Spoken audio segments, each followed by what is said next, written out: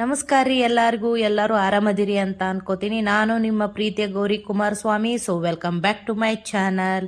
So ಮೊದಲಿಗೆ ನಾನು ಇವತ್ತು ನಿಮಗೆ ಶ್ರಾವಣ ಮಾಸದ ವರಮಹಾಲಕ್ಷ್ಮಿಯ ಸೀರೆ ಉಡಿಸೋದು ಯಾವ ರೀತಿ ಅಂತ ತೋರಿಸ್ತೀನಿ. ಸೊ ನಾವಿಲ್ಲೇ ಲಕ್ಷ್ಮಿಗೆ ಸೀರೆ ಉಡಿಸೋದಕ್ಕೆ ಒಂದು ಸಿಲ್ಕ್ ಸ್ಯಾರಿಯನ್ನು ತೊಗೊಂಡಿದ್ದೀವಿ ರೀ.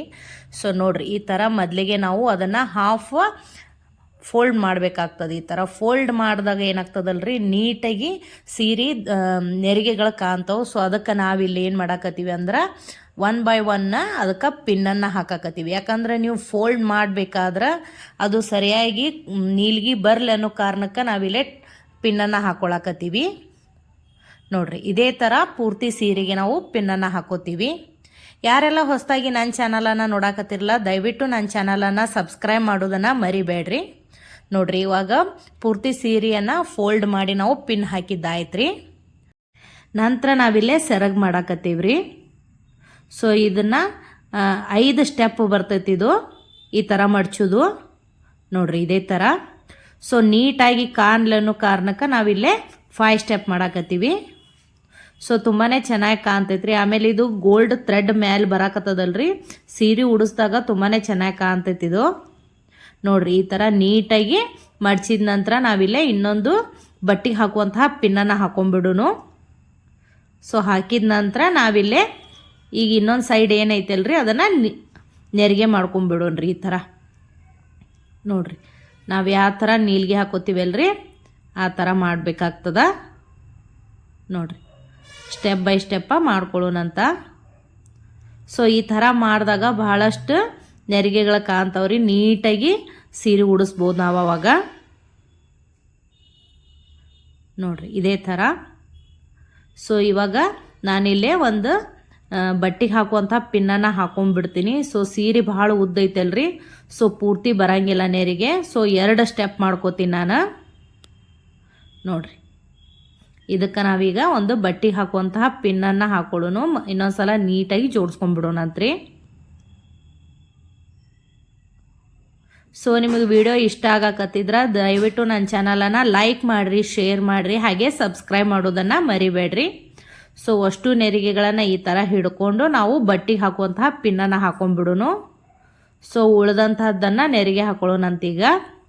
ನಾನಿಲ್ಲಿ 2 ಸ್ಟೆಪ್ ಮಾಡ್ಕೊಳಕತ್ತೀನಿ ರೀ. ಸೊ ಸೀರೆ ಉಡಿಸುವಾಗ ದೇವಿಗೆ ತುಂಬಾ ಸರಳವಾಗಿ ನಾವು ಉಡಿಸ್ಬೋದು ಈ ರೀತಿ ಮಾಡಿದಾಗ. ನೋಡ್ರಿ, ಇದೇ ಥರ.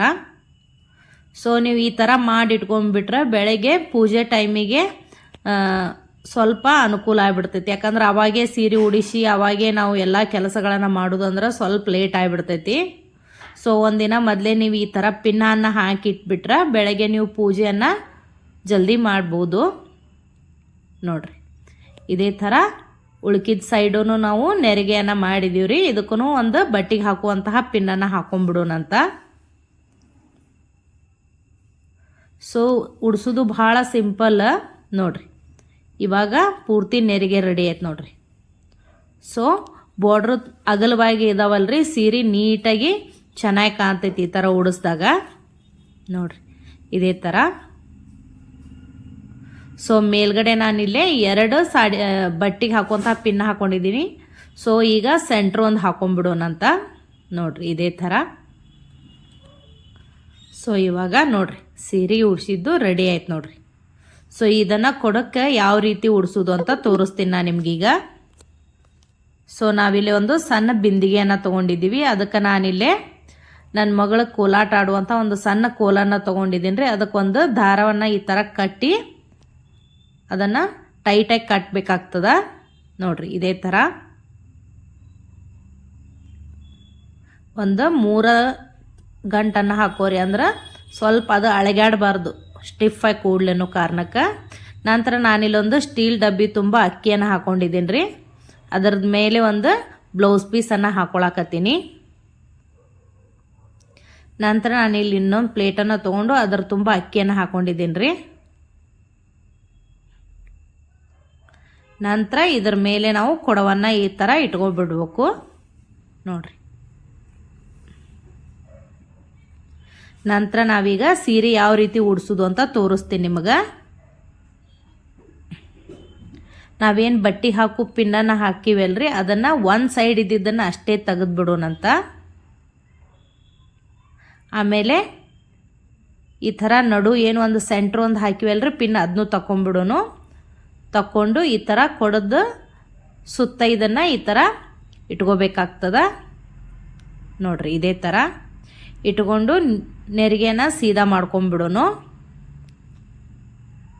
ಮಾಡಿದ ನಂತರ ನಾನಿಲ್ಲೇ ಇದಕ್ಕೊಂದು ದಾರವನ್ನು ಕಟ್ಕೋತೀನಿ ಒಂದು ನೋಡ್ರಿ ಈ ಥರ.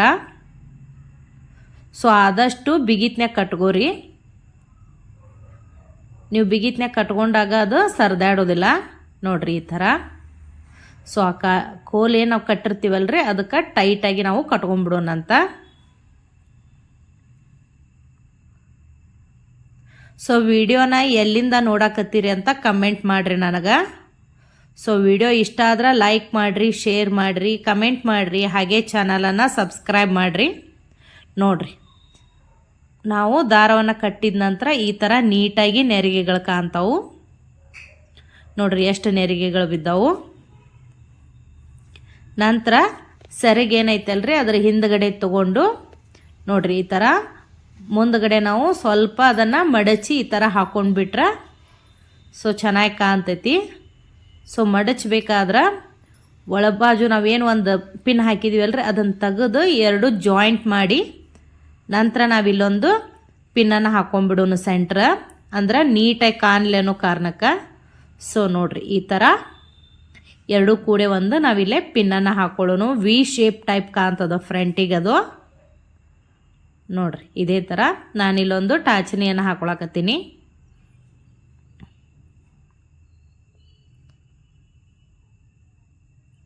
ಹಾಕಿದ್ದೀವಿ ನೋಡ್ರಿ.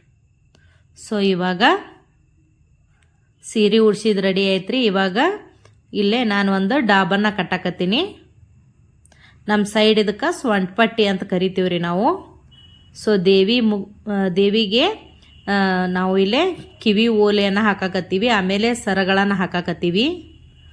ಸೊ ನನ್ನ ಮಗಳಿಗೆ ಈ ಥರ ಮಾಡೋದನ್ನು ನಮ್ಮ ತಾಯಿಯವ್ರು ಹೇಳ್ಕೊಡಕತ್ತಿದ್ರಿ ಯಾವ ರೀತಿ ಮಾಡಬೇಕು ಅಂತ. ಸೊ ನಮ್ಮ ಸೈಡ ಲಕ್ಷ್ಮಿಗೆ ನಾವಿಲ್ಲೇ ಮುತ್ತಿನ ದಂಡಿಯನ್ನು ಕಟ್ತೀವಿ. ಸೊ ಇವಾಗ ನೋಡ್ರಿ ಸೀರೆ ಉಡ್ಸಿದ್ದು ರೆಡಿ ಆಯಿತು. ಸೊ ಹೇಗಿತ್ತು ಅಂತ ಕಮೆಂಟ್ ಮಾಡಿರಿ, ಚಾನಲನ್ನು ಸಬ್ಸ್ಕ್ರೈಬ್ ಮಾಡಿರಿ.